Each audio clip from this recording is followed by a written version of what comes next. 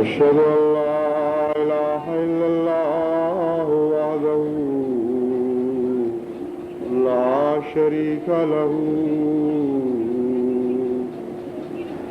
وأشهد أن محمدا عبده ورسوله أما بعد فأعوذ بالله من الشيطان الرجيم بسم الله الرحمن الرحيم الحمد لله رب العالمين الرحمن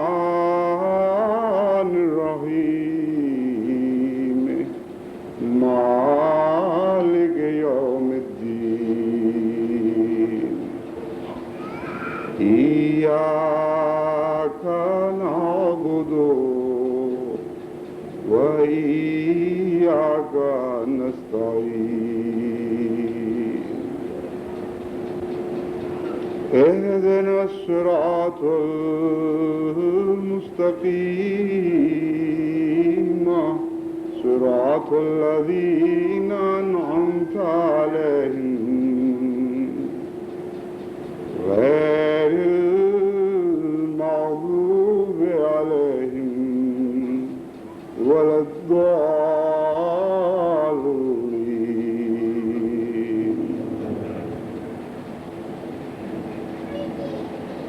بسا اوقات ایسا ہوتا ہے کہ نظارہ تو ایک ہی ہوتا ہے لیکن نتائج مختلف اخذ کر لیے جاتے ہیں، اور بسا اوقات ایسا بھی ہوتا ہے کہ وہ مختلف اخذ کردہ نتائج ایک دوسرے سے بالکل متضاد ہوتے ہیں، اور اتنے متضاد کہ گویا ایک کو دوسرے سے کوئی نسبت نہیں۔ اسی قسم کا واقعہ قرآن کریم کے متعلق ظہور میں آیا جب قرآن کریم کی فصاحت و بلاغت، اس کی شعریت، اس کے نغماتی اثرات، اس کے توازن، اس کی فصاحت و بلاغت سے متاثر ہو کر مختلف نتائج اخذ کیے گئے۔ ظاہر پرست، ظاہر بین آنکھ نے جو تجزیہ نہیں کر سکتی، جو حکمت سے غور نہیں کرتی، اس نے ایک یہ نتیجہ اخذ کیا کہ یہ تو شعر ہے،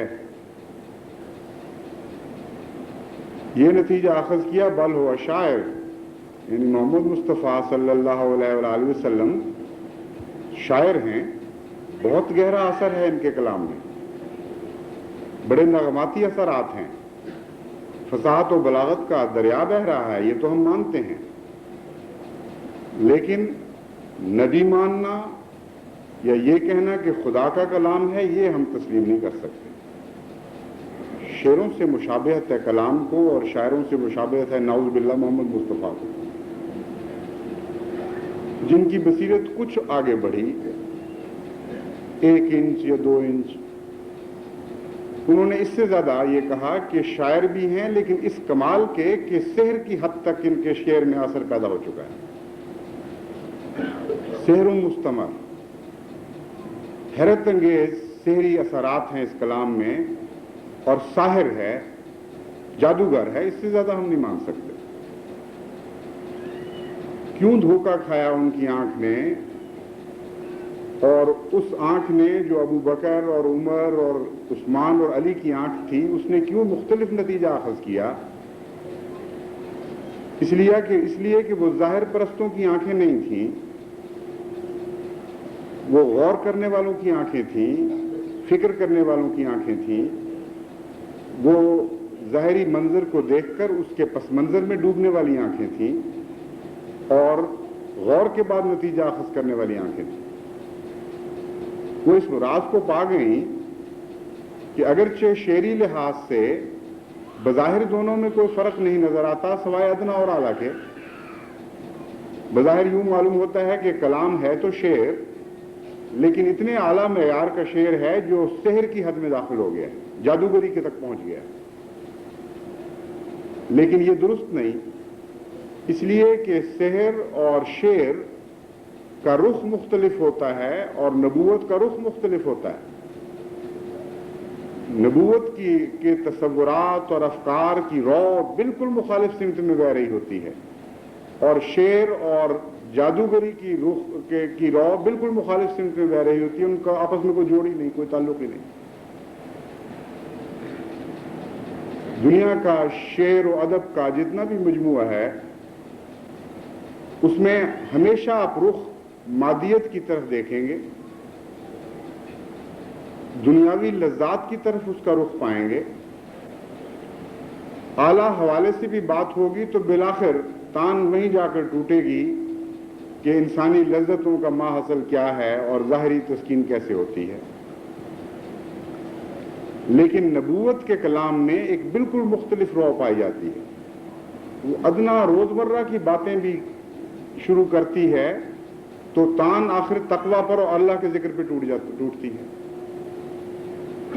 وہاں اللہ کے حوالے سے بھی بعض دفعہ بات کی جائے تو تان دنیا پر جا کے ٹوٹتی ہے، شیر و شراب اور کباب پر جا کے بات ختم ہوتی ہے۔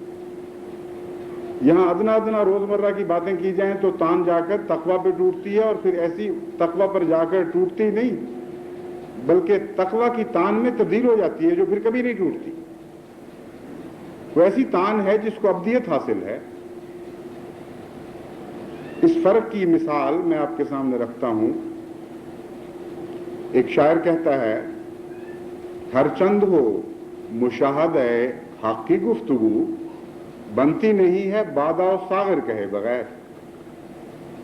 یعنی اللہ کا ذکر بھی ہو تو ہمارا ذہن جو بادہ مست ہے آخر پہنچ جاتا ہے بادہ اور شراب کی طرف، اور اس کے حوالے کے بغیر ہم باتیں نہیں کر سکتے۔ ذکر الہی بھی ہو تو شراب پر جا کر تان ٹوٹ رہی ہے۔ اور اس کے برعکس قرآن کریم کا اسلوب یہ ہے کہ ادنا روزمرہ کی باتیں پکڑتا ہے اور اللہ تعالیٰ پر جا کر مضمون کو ختم کرتا ہے۔ اب لباس ہی کو لے لیجئے، دنیا میں یہ جو لباس کا ذکر ہے یہ شعر و ادب میں بھی ملتا ہے اور مذاہب میں بھی ملتا ہے، اور قرآن کریم نے لباس کا جو مضمون باندھا ہے وہ نہ صرف یہ کہ دنیا کے شعروں کے کلام میں نہیں ملتا بلکہ دنیا کے کسی مذہب میں یہ نظر نہیں آتا۔ میں علم کی بنا پر یہ بات کر رہا ہوں، وہ میرا علم حاوی نہیں، محدود ہے، لیکن جتنا بھی انسانی علم کو دسترس ہو سکتی ہے میں نے غور کیا موازنہ مذاہب کے دوران کہ اس مضمون کی آیت بلکہ ایسی بے شمار اور آیات ہیں جن کے مضمون کی آیت کو کسی الہی کتاب نے چھوا تک نہیں۔ بائبل میں لباس کا ذکر ملتا ہے، اس طرح انبیاء تھے، فاخرانہ لباس تھے، یہ ہوا وہ ہوا، فلاں بادشاہ نے یہ پہنا ہوا تھا، سلک و مروارید کی باتیں ہیں، اطلس و کمخاب کے قصے ہیں، مگر قرآن کریم لباس کے مضمون کو پکڑتا ہے اور ایک دم اچھال کر اس کو خدا تک پہنچا دیتا ہے۔ بیچ میں کوئی درمیانی دور ہی نہیں آتا۔ وہ لباس التقویٰ ذالک خیر، حیرت انگیز کلام ہے، لباس التقویٰ ذالک خیر۔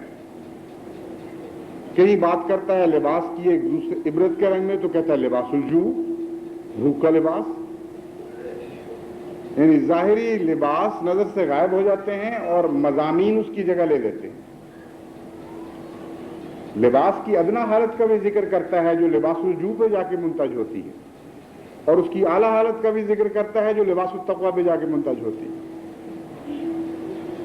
اس مضمون پر میں نے کچھ مختصر بات کی تھی عید کے خطبے میں، لیکن یہ بہت وسیع مضمون ہے۔ لباس التقویٰ کے معنی کیا ہیں، اس کا جو اصل روحانی مقصد ہے اس آیت کا وہ ایک بہت وسیع مضمون ہے، لیکن میں آپ کو یہ بتانا چاہتا ہوں کہ ہمارے ظاہری لباس سے بھی لباس التقویٰ کا ایک تعلق ہے، اور وہ تعلق فوراً تو انسان کو سمجھ نہیں آتا۔ اگر انسان غور و فکر کرتا رہے تو اس کی زندگی پہ پھیلے ہوئے واقعات جو ہیں ان کو مجتمع کرے، غور کرے، ڈوبے ان کی یادوں میں، تو اس کے سامنے یہ مضمون ابھر جائے گا کہ عام لباس میں بھی انسان روزمرہ آزمایا جاتا ہے تقویٰ کے بارے میں، اور مختلف حالتوں میں تقویٰ کا مضمون بھی بدلتا رہتا ہے. کبھی یہ دین کی طرف لے جاتا ہے، کبھی اہم کاموں کی طرف لے جاتا ہے، کبھی اعلیٰ مقاصد کی طرف لے جاتا ہے، اور بعض دفعہ یہ مشترک ہو جاتا ہے سب قوموں میں، اور بحیثیت انسان تقویٰ کی بات کرتے ہیں تو اور معنی بن جاتے ہیں. کبھی یہ الہی رنگ پکڑتا ہے تو تقویٰ کا مضمون اور ہی شان میں داخل ہو جاتا ہے.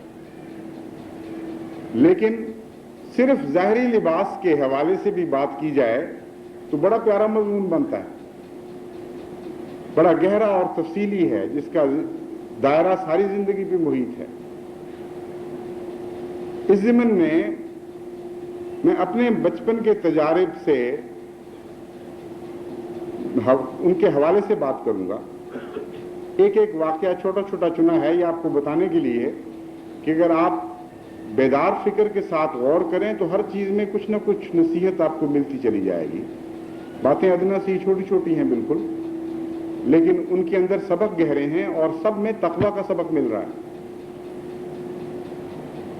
بچپن کی بات ہے، ہمارے حضرت خلیفۃ المسیح ثانی رضی اللہ تعالیٰ عنہ کا رواج یہ تھا، گھر میں دستور تھا کہ بہت سادہ زندگی تھی، بہت تھوڑا دیتے تھے بیوی بچوں کو اور توجہ زیادہ دلاتے تھے چندوں کی طرف.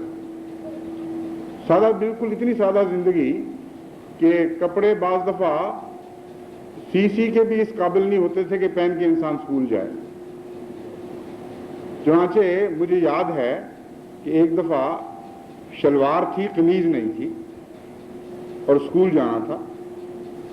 اور میرے بہن بھائی اب تک یاد کر کے بہت ہنستے ہیں اس بات لطیفے پر کہ میں نے اس خیال سے کہ اسکول مس نہ ہو اچکن خالی بدن پہ پہن لی، یعنی شلوار اور اچکن. اب میری آزمائش مقدر تھی، وہاں جب گیا تو پی ٹی کی گھنٹی آئی اور استاد نے جب مجھے اچکن میں دوڑتے دیکھا تو بڑا حیران ہوا. اس نے کہا پاگل ہو گیا ہے، اس کو ذرا بلاؤ، ادھر نکالو باہر. تو نے کہا اچکن اتارو اور پی ٹی کرو. اچکن کون سا لباس ہے پی ٹی کا؟ میں نے کہا نہیں، آپ کی بات سر آنکھوں پر، لیکن اچکن اتار کے میں نے نہیں پی ٹی کرنی. تو تھوڑی سی ذرا چھینا جھپٹی ہوئی، انہوں نے میرے گریبان پہ ہاتھ ڈالا، میں نے ان کی خوشامد کی کہ چھوڑ دیں اس بات کو، لیکن بٹن دو کھولے، ان کو سمجھ آ گئی بات کی. انہوں نے کہا ٹھیک ہے تم بیٹھے رہو. تو مجھے یہ خیال آیا کہ اعلیٰ مقاصد کے رستے میں لباس حائل نہیں ہونا چاہیے. جو لباس اعلیٰ مقاصد کے رستے میں حائل ہو جاتا ہے وہ تقویٰ کے خلاف ہے. اور اس ضمن میں مجھے اس لحاظ سے صرف لطف آیا کہ ایک موقع پر خدا نے مجھے کامیاب بھی کر دیا. پھر خیال آیا کہ ناکامیوں کے بھی تو بہت سے مواقع ہیں، ان کی طرف دھیان گیا تو کالج کے زمانے کی بہت سی باتیں یاد آئیں. بعض دفعہ وہ حضرت مسلم موعود کا ذکر میں ساتھ ساتھ کر رہا ہوں محبت کے انداز میں تاکہ حضور کی طرف دعاؤں کے لیے توجہ پیدا ہو. بظاہر مضمون سے انحراف ہے لیکن پھر واپس میں اسی طرف آ جاؤں گا. حضرت صاحب سادگی کا معیار تو رکھتے تھے لیکن مہمان نوازی کے بہت اعلیٰ معیار کے قائل تھے. ہماری والدہ بھی مہمان نواز تھیں لیکن ایک فطری رنگ میں. حضرت مسیح موعود علیہ الصلوۃ والسلام کی براہ راست تربیت تو ان کو حاصل نہیں تھی نا، لیکن حضرت مسلم موعود کو ایسی گہری تربیت حاصل تھی اصولوں کی کہ آپ کی مہمان نوازی کا معیار بہت بلند تھا. چنانچہ بارہا میری موجودگی میں ایسے واقعات ہوئے کہ آپ نے سبق دیے میری والدہ کو کہ یہ مہمان نوازی کا یہ بھی تقاضا ہوتا ہے، یہ بھی تقاضا ہوتا ہے. چنانچہ وہ کوشش کرتی تھی اس رنگ میں رنگین ہو جائیں. عورتوں کو یادیں ہیں، بہت لوگوں کو یادیں ہیں، وہ سمجھتی ہیں کہ میری والدہ مہمان نواز تھی. یہ نہیں پتہ تھا کہ پیچھے ہاتھ کون سا کام کر رہا تھا، کون سیکل کر رہا تھا ان چیزوں کو. ایک دفعہ کی بات ہے، حضرت صاحب تشریف لائے اور کہا کہ فلاں چیز دی تھی میں نے، وہ ہے، مہمان آ گئے ہیں. امی نے کہا کہ نہیں وہ تو ختم ہو گئی، کچھ لاؤ، مہمان آئے ہوں گے. انہوں نے کہا اس پر تو کچھ بھی نہیں. انہوں نے کہا پھر ایک بات آئندہ سے یاد رکھنا کہ جن گھروں میں اچانک آنا جانا ہو وہاں مہمان نوازی کا تقاضا یہ ہے کہ ہمیشہ کچھ پسند انداز کر کے رکھا جائے اچانک وقت کے لیے، چاہے دال روٹی ہو چاہے چنے ہوں، لیکن ایسا وقت اس گھر پہ نہیں آنا چاہیے کہ کچھ بھی نہ ہو، ورنہ پھر انسان مہمان نوازی کے تقاضے پورے نہیں کر سکتا۔ کیونکہ یہ تربیت کا رنگ تھا، اس لیے اللہ تعالیٰ نے سارے بچوں میں حضرت مسلم موعود کے خدا کے فضل سے ہماری بہنوں میں بھی بھائیوں میں بھی اپنی اپنی توفیق کے مطابق مہمان نوازی کا جذبہ پیدا کیا، اور یہ دیکھ کے خوشی ہوتی ہے کہ ہر ایک میں یہ مادہ موجود ہے۔ اب اس مادے کا ٹکراؤ بعض دفعہ اقتصادی حالات سے ہو جاتا ہے۔ جب ہم کالج میں تھے تو اتنا سا وظیفہ ملتا تھا کہ یا مہمان نوازی کریں یا کپڑے پہنیں، دو چیزیں اکٹھی تو نہیں چل سکتی تھی۔ چنانچہ عادتاً فطرتاً تربیت کا اثر تھا کہ دوستوں مہمان جو ہمارے کالج میں آنے جانے والے تھے ان کے ساتھ ایک مہمان نوازی کا نظام چل رہا تھا۔ اکثر میرا پیسہ تو ٹک شاپ چلا جاتا تھا، اور پہننے کے لیے بعض دفعہ کپڑے نہیں ہوتے تھے، شلواریں سیتے تھے تو آہستہ آہستہ وہ پتہ بن جاتی تھی دھل دھل کے، اور سیون سے پھٹنے لگتی تھی۔ تو کئی کالج کی میں نے کلاسیں مس کی اس وجہ سے۔ اب میں نے بعد میں سوچا تو میں ناکام ہو گیا۔ بچپن میں ایک موقع پر کامیاب ہوا، جوانی میں ترقی کرنی چاہیے تھی اور میں ناکام ہو گیا۔ لباس کو حائل نہیں ہونا چاہیے تھا میری تعلیم کی راہ میں، اور یہ احساس کمتری تو ہے، یہ حکمت کا احساس نہیں ہے کہ ایک بچہ یا بڑا جو بھی ہو وہ لباس کی وجہ سے اعلیٰ مقصد کے حصول سے ناکام رہ جائے، کہ حصول میں ناکام رہ جائے۔ بے نیاز ہونا چاہیے، ایسی بلند نگاہیں ہونی چاہیے کہ بالکل پرواہ نہ ہو۔ وہ نگاہیں حضرت محمد مصطفیٰ صلی اللہ علیہ وآلہ وسلم کو عطا ہوئی، جن کی خاطر کائنات پیدا کی گئی۔ حضرت عائشہ صدیقہ رضی اللہ تعالیٰ عنہ بیان فرماتی ہیں کہ بسا اوقات خود بیٹھ کر وہ سوئی دھاگا لے کر وہ کپڑے سی رہے ہوتے تھے، اور بعض دفعہ پیوند پر پیوند لگ رہے ہوتے تھے، اور پھر پیوند پر پیوند کے اوپر بھی پھر پیوند لگ رہا ہوتا تھا۔ عظیم رسول تھا، حیرت انگیز، بالا تھا ان چیزوں سے، بے نیاز تھا۔ اچھے کپڑے آئے وہ بھی پہنے، جھوٹا فقر نہیں تھا، نہ جھوٹا فخر تھا نہ جھوٹا فقر تھا، دونوں سے بے نیاز رسول۔ اچھے کپڑے آئے، بڑے خوبصورت جبے آئے باہر سے، یہ نہیں سوچا کہ میں پہنوں گا تو لوگ کہیں گے او ہو یہ تو دنیا کی چیزیں پہن رہا ہے۔ جانتے تھے کہ اللہ نے یہ زینتیں مومنوں کے لیے پیدا کی ہیں، صرف تقوی ساتھ رہنا چاہیے۔ اگر تقوی کا لباس دنیاوی لباس کے ساتھ ہم آہنگ ہو جائے تو پھر وہ الہی رنگ پکڑتا ہے، ورنہ نہیں پکڑتا۔ ادنا لباس بھی تکبر کا موجب بن جاتا ہے اگر اس خوف سے پہنے کہ اگر میں نے اعلیٰ پہنا تو لوگ کیا کہیں گے کہ اچھا یہ دنیا دار ہے۔ چیتھڑے پہنے ہوئے ذلیل ہو جاتے ہیں، وہ حقیقت میں انسان کو ہلاکت کی طرف لے جاتے ہیں۔ اگر یہ جذبہ پیدا ہو جائے کہ میں چیتھڑوں میں بڑا بزرگ لگوں گا، میں کم کھاؤں گا تو بڑا اچھا لگوں گا، لوگ کہیں گے بڑا صوفی ہے، بڑا نیک ہے، تو اس کو تو چیتھڑوں نے ہلاک کر دیا۔ اور اگر کوئی اچھا لباس پہن کر فخر سے پھر رہا ہے دنیا کے سامنے، فخر کے مقابل پر اس آزمائش میں مبتلا ہو گیا، اور اپنے غریب بھائیوں پر صرف اس لیے نگاہ تکبر کی ڈال رہا ہے کہ ان کے پاس تھوڑا لباس ہے، میرے چھوٹے درجے کا لباس ہے، میرے پاس اچھے درجے کا لباس ہے، وہ بھی مارا گیا۔ تو لباس التقویٰ رنگ بدلتا رہتا ہے، کہیں یہ غربت میں آزمائش کے لیے آ جاتا ہے آپ کے پاس، کہیں امارت میں آزمائش کے لیے آ جاتا ہے، اور ہر رنگ میں مومن کے لیے امتحان ہی امتحان۔ اس مضمون پر غور کرتے ہوئے اب میں ایک اور طرف آپ کو لے جاتا ہوں، وہ بھی اپنے یاد کے ساتھ وابستہ قصہ ہے، اسی کے حوالے سے میں چند باتیں آپ سے عرض کرتا چلا جاؤں گا۔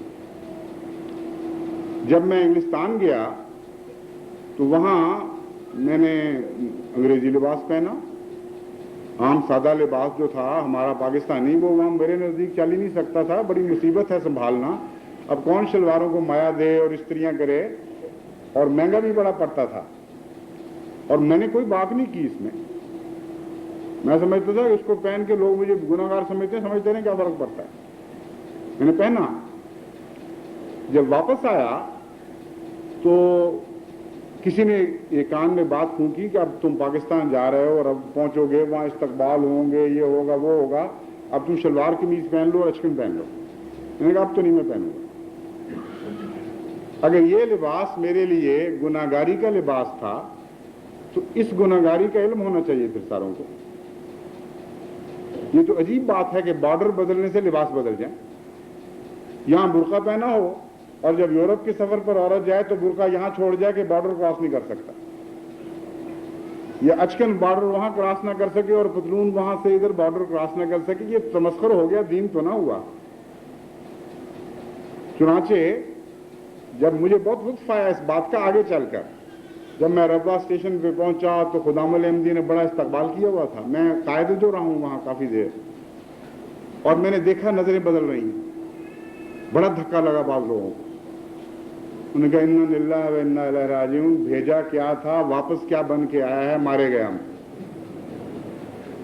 بعض پچھتاتے ہوئے واپس چلے گئے کہ استقبال کی ہم نے خواہ تکلیف کی، یہ تو چیز ہی اور بن گیا ہے. اچھا بھلا شلوار قمیض وہ بھی پھٹی ہی پہن کے پھرا کرتا تھا اور اب پتلون ڈانٹی ہوئی ہے، کوٹ پہنا ہوا، ٹائی لگائی ہوئی. تو بڑے چہرے مایوس ہوئے اور مجھے بڑا لطف آیا.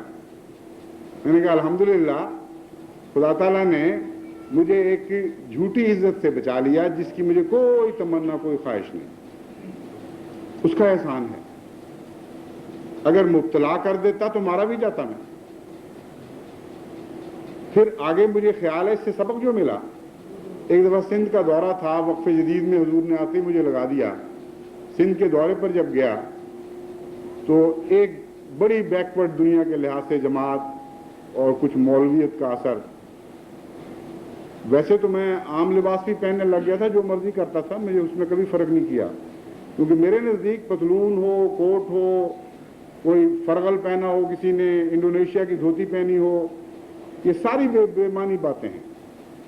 بامعنی بات صرف ایک ہے کہ ہر لباس کے ساتھ تقویٰ رہنا چاہیے. چنانچہ وہاں میں نے جان کر پھر عمدن ان کو ذرا چھیڑنے کے لیے اپنا بہترین سوٹ نکالا اور ٹائی پہنی اور وہاں ان کے پاس پہنچا تو مجھے آج تک شوق یاد ہے جو دھکے لگے ان کی نظروں کو. بعض تو استغفار کرتے ہوئے وہاں سے نکل گئے واپس کہ یہ واقعہ کیا ہو گیا ہے. اور رفتہ رفتہ پھر سمجھایا گیا مختلف رنگ میں، آہستہ آہستہ عادتیں پڑیں، کچھ حوصلے وسیع ہوئے. لیکن یہ نتیجہ اس کا کیا نکلتا ہے؟ نتیجہ یہ نہیں نکلتا کہ آپ مجھ پر رحم کریں کہ جی ہو میں بچپن میں تو اس طرح رہا کرتا تھا، مجھے کپڑوں کے تحفے دیں. یہ نتیجہ بالکل نہیں نکلتا. اگر کوئی یہ نتیجہ نکالتا ہے تو بڑی بیوقوفی کرتا ہے. کوئی تحفہ نہیں آنا چاہیے. زیادہ سے زیادہ یہ نتیجہ نکلتا ہے کہ جب آپ مسجدوں میں جائیں، اپنے غریب بھائیوں کو دیکھیں، ظاہری لباس سے بھی آری جو ان کے لیے کافی نہ ہو تو ان کی ہمدردی کریں، ان کو لباس پہنیں، کیونکہ ہر لباس کے بدلے آپ کو تقویٰ کا لباس مل رہا ہوگا، آپ کو اللہ کی محبت کا لباس مل رہا ہوگا. وہ لباس ایک ایسا لباس ہے جو مادی لباس سے مستغنی بھی ہے اور اس کے ساتھ تعلق بھی جوڑ لیا کرتا ہے. کبھی کبھی خدا کی رضا کی خاطر اپنے غریب بھائیوں کی خدمت کریں، عیدوں پر ان کو اچھے کپڑے پہنائیں، ان کی سردیوں کے کپڑوں کا انتظام کریں. یہ نتیجہ نکلتا ہے. دوسرا یہ بھی نتیجہ نہیں نکلتا کہ جو شخص بظاہر لباس سے مستغنی ہے وہی نیک ہے. یہ بھی بالکل جھوٹ ہے، کیونکہ تقویٰ کا لباس ظاہری نہیں، وہ اندر گھسا ہوا ہے. یہ عجیب و غریب بات ہے. تقویٰ کا چونکہ روح سے تعلق ہے اس لیے لباس نام ہونے کے باوجود یہ نظر نہیں آتا. یہ روح کے گرد لپٹی ہوئی چیز ہے کوئی جو باطن میں ہے. اس لیے اگر آپ نے ظاہری لباس پر بنا کی تو یہاں بھی آپ دھوکہ کھا جائیں گے. ہزار دفعہ صوفی منش بزرگ نظر آنے والے لوگ خدا کی نظر میں ہو سکتا ہے متقی نہ ہو. ہزار دفعہ ایسا بھی ہوگا کہ بظاہر لباس بڑے فاخرانہ ہیں، دنیا داری کے نظر آتے ہیں، اچھے کپڑے قیمتی کپڑے پہنے ہوئے ہیں، اور فی الحقیقت ان کے اندر تقویٰ موجود ہے. ایسا ہی واقعہ حضرت سید عبد القادر جیلانی کے ساتھ ہوا. کتنا بڑا مقام ہے آپ کی ولایت کا، اتنا عظیم الشان مقام کہ حضرت اقدس مسیح موعود علیہ الصلوۃ والسلام نے اس کی تصدیق فرمائی اور بڑی محبت کا اظہار فرمایا. اور ان کے متعلق آتا ہے کہ بڑا فاخرانہ لباس پہنا کرتے تھے، یعنی دنیا جس کو فاخرانہ سمجھتی ہے. بڑے قیمتی قیمتی جوڑے، بہت اعلیٰ قسم کے سجے ہوئے، اور اوپر سجاوٹیں ہیں دنیا کی جو کی ہوتی ہیں، ہاتھ کی زینتیں، وہ سب سجی لگائی ہوئی ہوتی تھی اس کے اوپر. تو کسی مرید نے اپنی لا علمی میں یہ سوال کر دیا کہ حضرت آپ اتنے بزرگ ہو کہ لباس کیوں اچھا پہنتے؟ انہوں نے کہا اچھا کیا تم نے پوچھ لیا، بدزنی نہیں کی. میں خدا کی قسم کوئی جوڑا نہیں پہنتا جب تک میرا خدا مجھے نہیں کہتا کہ عبد القادر اٹھ اور یہ کپڑے پہن. میں بے نیاز ہوں ان کپڑوں سے. میرے مولا کی ایک یہ بھی نظر ہے دنیا کو سبق دینے کی کہ زینتیں جو ہیں، قل من حرم زینت اللہ التی اخرج لعبادہ من الطیبات ومن الرزق قل ہی للذین آمنوا فی الحیاۃ الدنیا خالصۃ یوم القیامہ. ایک یہ بھی سبق ہے. کون ہے جس نے خدا کے بندوں پر زینتوں کو حرام کر دیا؟ کہہ دے یہ تو مومنوں کے لیے پیدا کی گئی ہیں اس دنیا میں، اور آخرت میں خاص ان کے لیے ہو جائیں گے. دنیا میں اور بھی شریک ہیں. بس جس طرح حضرت صلی اللہ علیہ وآلہ وسلم کی ایک شان تھی، کبھی نہایت ہی پیارا قیمتی لباس بھی آپ نے پہنا جب باہر سے تحفے آئے، اور سادہ کپڑوں میں بھی پہنا پھرے، نہ اس پر شرمندگی کا احساس ہوا نہ اس پر فخر کا. بالا ہو گئے، مستغنی ہو گئے. تو تقویٰ کا ایک یہ سبق ہمیں ملا کہ انسان حسب ضرورت اچھا بھی پہن سکتا ہے، برا بھی پہن سکتا ہے. اس کے نتیجے میں ہم اگر یہ فیصلے کریں گے کہ فلاں متقی ہے اور فلاں غیر متقی، تو بالکل جھوٹ بول رہے ہوں گے. احمقانہ بات ہوگی، وہاں دخل دیں گے جہاں ہمارا دخل دینے کا کام کوئی نہیں، ہمارا تعلق ہی کوئی نہیں، ہمیں علم ہی کوئی نہیں. تو لباسوں پہ سے کیوں فیصلہ کرتے ہیں؟ یہ وہی مضمون ہے جس کے متعلق اللہ تعالیٰ نے آخر توجہ دلائی کہ وَلَا تُزَكُّوا أَنفُسَكُمْ هُوَ أَعْلَمُ بِمَنِ اتَّقَىٰ. ہم تقویٰ تو کہتے رہتے ہیں بار بار. تم کہیں اس دھوکے میں مبتلا نہ ہو جانا کہ فیصلہ تم سے ہم لیں گے کون متقی بندہ اور کون غیر متقی. یہ اللہ ہی صرف جانتا ہے. هُوَ أَعْلَمُ، وہی بہتر جانتا ہے من اتقیٰ کہ تم میں سے متقی کون ہے. کیونکہ تقویٰ کا لباس آنکھ سے نظر نہیں آ سکتا. وہ ایک روحانی مسئلہ ہے جس کو خدا کی آنکھ صرف دیکھتی ہے. بس اس پہلو سے ہمیں یہ بھی سبق ملا کہ لباس کو دیکھ کر ہم فیصلوں میں جلدی نہ کیا کریں. محض لباس کو دیکھ کر اگر فیصلے کریں گے تو بسا اوقات ٹھوکر کھائیں گے، اور بعض دفعہ ٹھوکر نہیں بھی کھائیں گے تو گناہ میں مبتلا ہو جائیں گے، کیونکہ خدا نے ہمیں مقرر نہیں فرمایا اس کام کے لیے. لباس اور تقویٰ کا ایک اور بھی تعلق ہے. اسی سے سبق ملتا ہے حضرت صلی اللہ علیہ وآلہ وسلم کی اسوہ حسنہ سے کہ لباس انسان کا غلام بنا رہتا ہے اور بحیثیت غلام استعمال ہونا چاہیے. انسان کا آقا نہیں بننا چاہیے. اور یہ جو مسلک تھا حضور صلی اللہ علیہ وآلہ وسلم کا، یہ بھی قرآن پر مبنی ہے. قرآن کریم کہتا ہے سخر لکم ما فی السماوات و ما فی الارض، جو کچھ بھی زمین و آسمان میں ہے ہم نے تمہارا غلام بنایا ہے. اے بنی نو انسان، تمہارا نوکر بنا کے رکھا ہوا ہے. اگر تم اس کی عبادت کرنے لگ جاؤ یا اپنے اوپر حاوی اس کو کر لو تو یہ شرک ہی شرک ہے.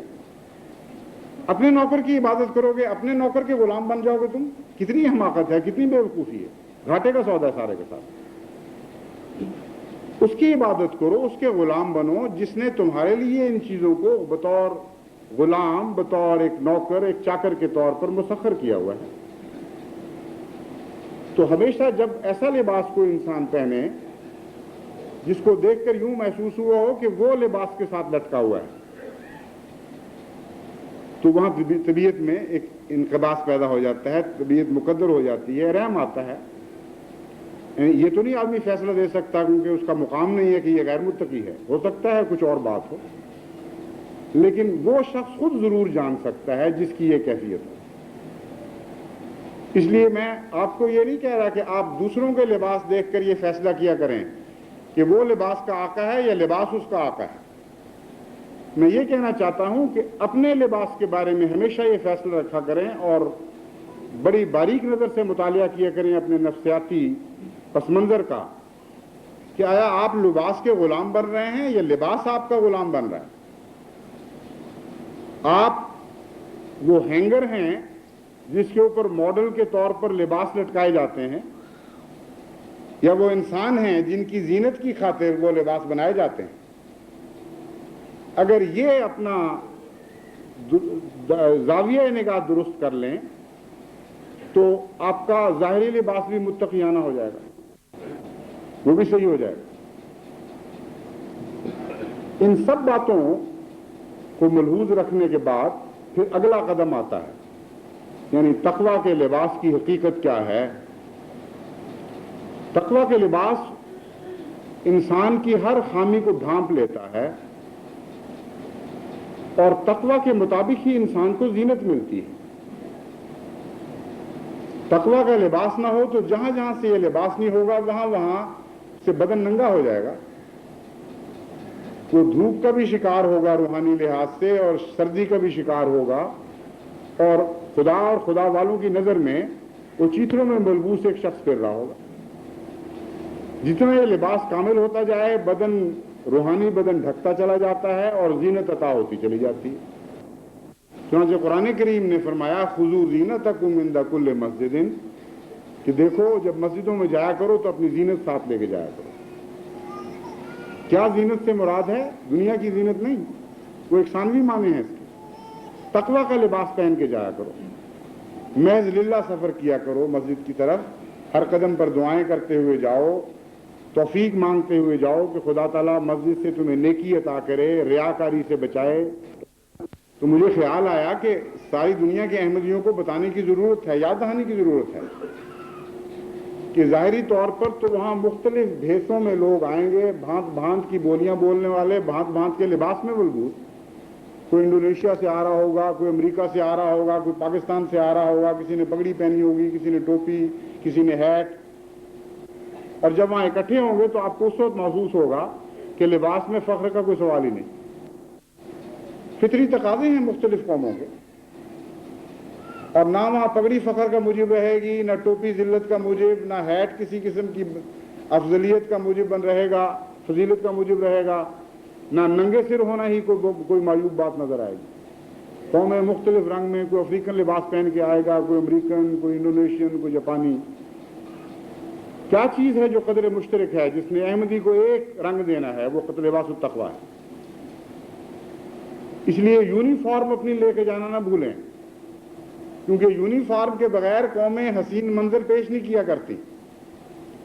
یونیفارم اجتماعی زندگی کا لازمی حصہ ہے, اور خدا تعالیٰ نے ایک ایسی یونیفارم آپ کو عطا فرما دی جو ہر ظاہری یونیفارم سے آزاد ہو چکی ہے, اور وہ تقویٰ کا لباس ہے. احمدی اپنے تقویٰ سے پہچانا جائے, کسی رنگ میں ملبوس ہو, کوئی زبان بول رہا ہو, دیکھنے والی نگاہیں جان جائیں, معلوم کر لیں کہ یہ متقی لوگ پھر رہے ہیں, یہ ہم سے مختلف قوم ہے, یہ خدا کے بندے ہیں, خدا کی طرف سے آئے ہیں, خدا کی خاطر آئے ہیں اور خدا کی طرف بلانے آئے ہیں.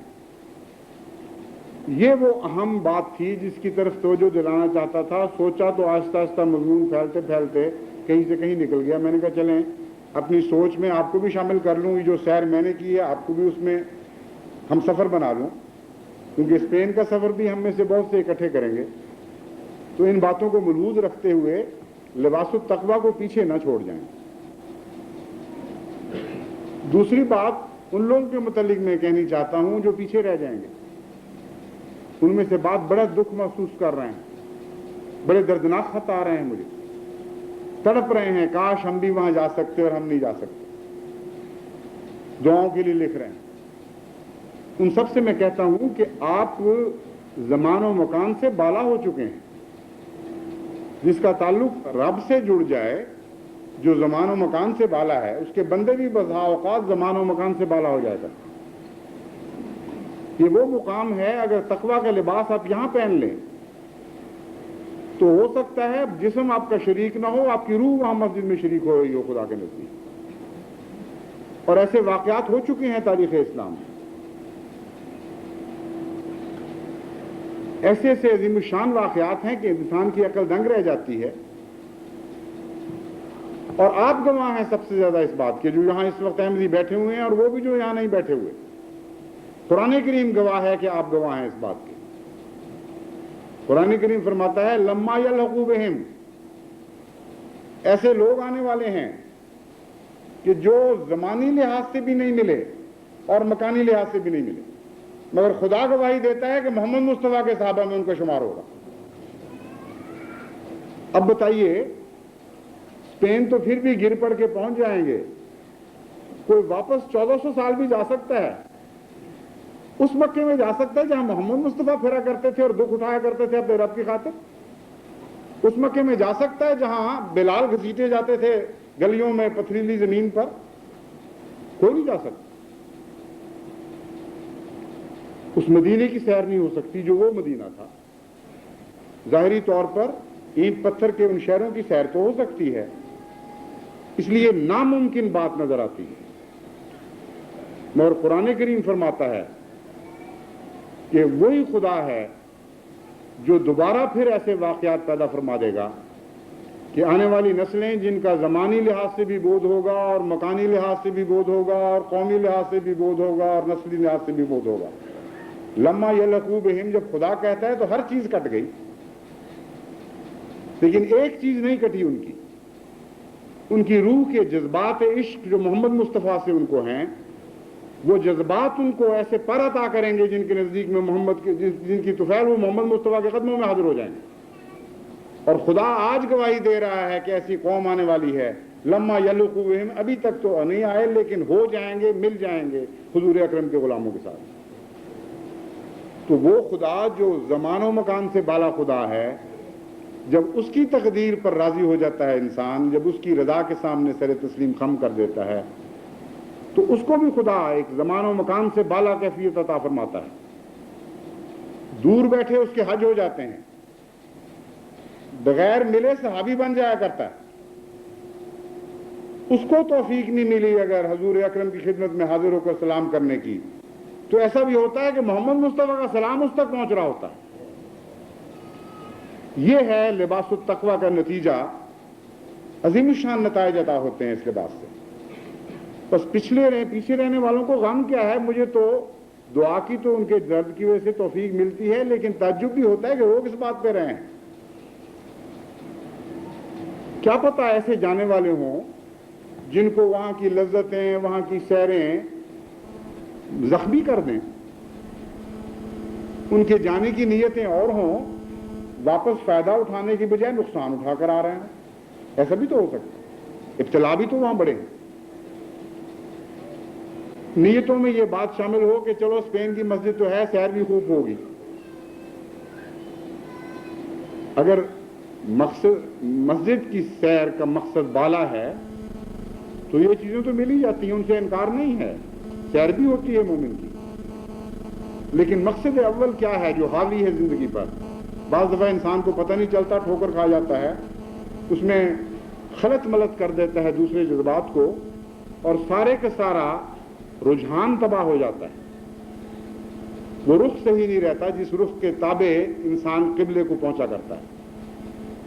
تو ان لوگوں کے سامنے بھی تو بیچاروں کے سامنے بڑے بڑے ابتلا ہیں، جانے والوں کے سامنے.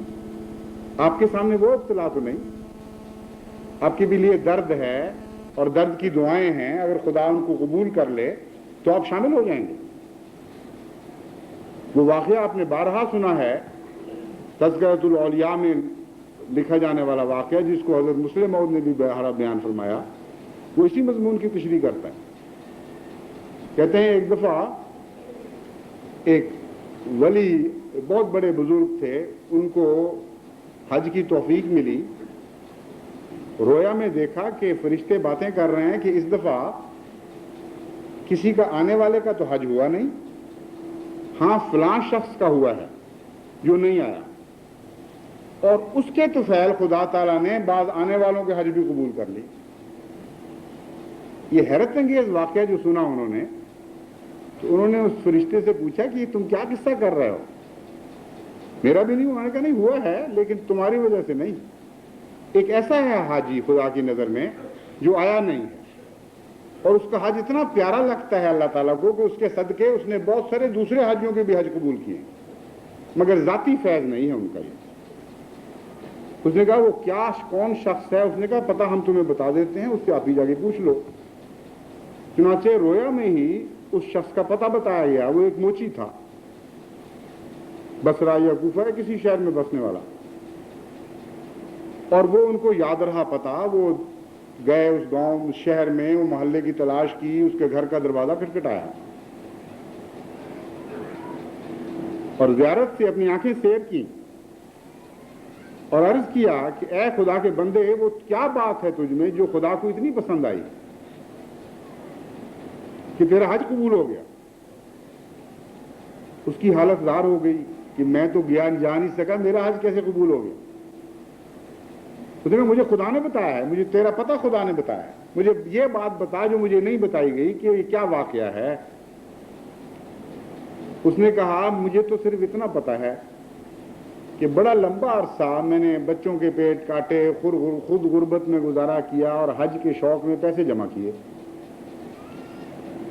اور اس کی وجہ سے بعض دفعہ ہفتوں گوشت نہیں پکتا تھا گھر میں. ہم اسی طرح گزارا کرتے تھے کہ میرا شوق پورا ہو جائے حج کا. ایک دن ہمسائے سے خوشبو آئی گوشت کی, گوشت پکنے کی بڑی اچھی مہک اٹھی, اور بھوکے کو تو اور بھی یہ خوشبو اچھی لگتی ہے. میری بیوی نے کہا کہ دیکھو مانگنا برا ہے ٹھیک ہے, لیکن ہمسائیگی کا بھی تو حق ہے نا, اللہ تعالیٰ نے قائم فرمایا. تم دروازہ کھٹکاؤ اور ان کو کہو کہ میرے بچے بھی ایسے ہیں جو بھوکے ہیں, تم ان کے لیے تھوڑا سا گوشت دے دو, اس لطف میں شریک ہوں گے ہم, خدا تمہیں جزا دے گا. وہ شخص ہمسایہ باہر نکلا اور جب اس سے یہ کہا گیا تو اس نے بڑی لجاجت سے کہا کہ آپ مجھ سے یہ کام نہ کروائیں, کچھ نہ پوچھیں. یہ سمجھے کہ شاید تک جان کے اوائڈ کرتا ہے, اس بات کو ہٹانا چاہتا ہے, گوشت سے بچنا چاہتا ہے. اس نے پھر کہا کہ بھائی اب میں مانگ بیٹھا ہوں, میری عزت رکھ لو, دے دو مجھے کچھ, کیا حرج ہے؟ اس نے کہا میرے لیے حلال ہے, تمہارے لیے حرام ہے, اس لیے نہیں دے رہا. کہ یہ کیسے ہو سکتا ہے ایک مومن کے لیے حلال ہو ایک مومن کے لیے حرام ہو؟ اس نے کہا ہو کیوں نہیں سکتا, قرآن کہتا ہو سکتا. قرآن کریم میں آتا ہے کہ جب بھوک کو کی یہ حالت پہنچ جائے کہ فاقے کر رہے ہو تو سور بھی حلال ہے تمہارے لیے, کیونکہ زندگی کو فوقیت دی جائے گی خدا کی نظر میں. اس وقت حلال و حرام کے قصے اٹھ جاتے ہیں. تو میرے اور مجھے اور میرے بیوی بچوں کو اتنے فاقے تھے کہ وہ وقت آ گیا تھا جب حرام و حلال کی قید خدا نے ہم سے اٹھا دی. اس وقت میں باہر نکلا تو ایک مرا ہوا گدھا دیکھا, اس کا گوشت کاٹا ہے جو میں نے پکایا ہے.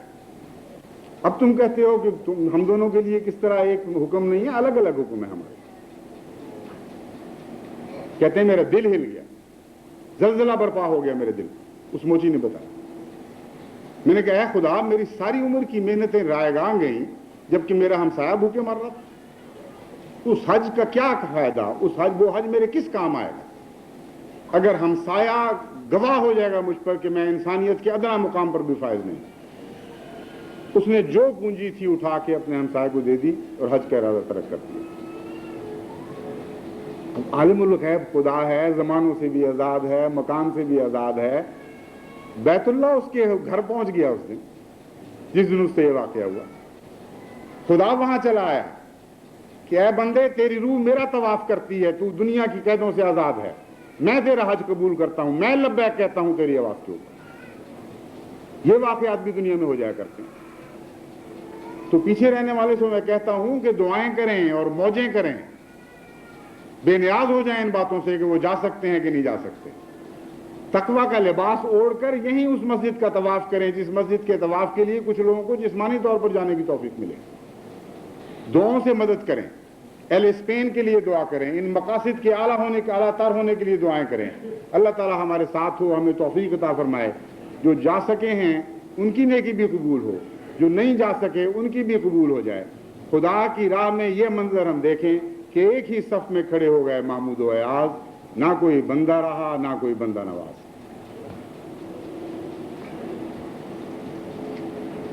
अल्हम्दुलिल्लाहिल्लज़ी नहमदुहु व नस्तईनुहु अल्हम्दुलिल्लाहि नहमदुहु व नस्तईनुहु व नस्तगफिरुहु व नुमिनु बिही व नतवक्कलु अलैहि व नऊज़ु बिल्लाहि मिन शुरूरि अनफुसिना व मिन सय्यिआति अअमालिना वमन यहदिहिल्लाहु फला मुज़िल्ल लहु वमन युज़लिल्हु फला हादिय लहु वनशहदु अल्ला इलाहा इल्लल्लाहु वहदहु ला शरीका लहु वनशहदु अन्ना मुहम्मदन अब्दुहु व रसूलुहु। जैसा कि अमीर साहब ने ऐलान फरमाया था, जमात कराची की तरफ से मेरे बड़े भाई मुकर्रम मोहतरम साहबजादा मिर्ज़ा ज़फ़र अहमद साहब ने मुझे तवज्जो दिलाई कि मौका ऐसा है कि बहुत से लोगों को ख्वाहिश होगी कि हम भी दस्ती बैत कर लें, तो आप जुमे के बाद वक्त दे दें। मैंने उनसे जज़ाकल्लाह कहा, आपने बड़ी अच्छी तरफ तवज्जो दिलाई नेकी की तरफ। तो उनसे मैंने गुजारिश की थी कि वो अमीर साहब से जाकर बात कर लें। चुनांचे उसी के नतीजे में अभी अमीर साहब ने ऐलान किया है। तो बैत के वक्त जैसा कि बयान किया गया है, सफ़ों में ही बैठे रहें। ज़्यादा से ज़्यादा हाथ रखने के लिए अगर थोड़ा सा आगे से रखना पड़े तो वो तो मजबूरी है, लेकिन नज़्म व ज़ब्त के साथ, खामोशी के साथ उसी तरह बैठे रहें जिस तरह रब्वा में बैत हुई थी। एक अदना सी भी बदनज़मी नहीं हुई। पूरे के पूरा मजमा बाहर भी और अंदर भी उसी खामोशी से बैठा रहा और हाथ रख दिए एक दूसरे की पीठ पर। और फिर यहाँ जिस्मानी राब्ते के इजहार के लिए, वरना असल राब्ता तो क़ल्ब का खुदा से हुआ करता है, उसमें जिस्मानी इजहार राब्ते की ज़रूरत नहीं। मगर ये भी सुन्नत औलिया और सुन्नत अंबिया है, इसलिए हम इस सुन्नत को इख्तियार करते हैं।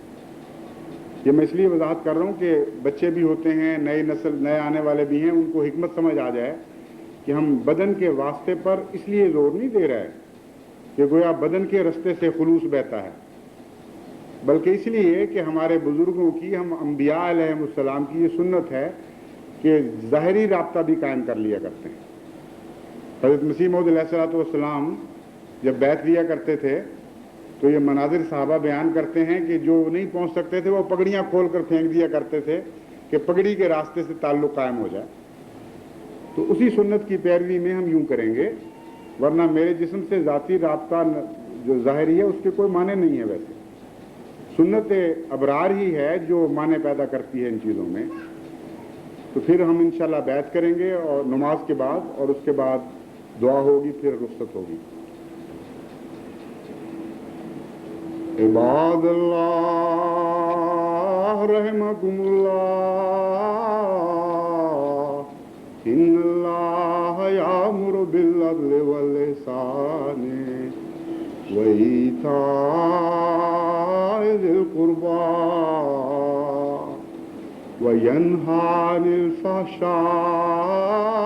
वल मुनकरि वल बग़य यअज़ुकुम लअल्लकुम तज़क्करून उज़्कुरुल्लाह यज़्कुरकुम वदूहु यस्तजिब लकुम वलज़िक्रुल्लाह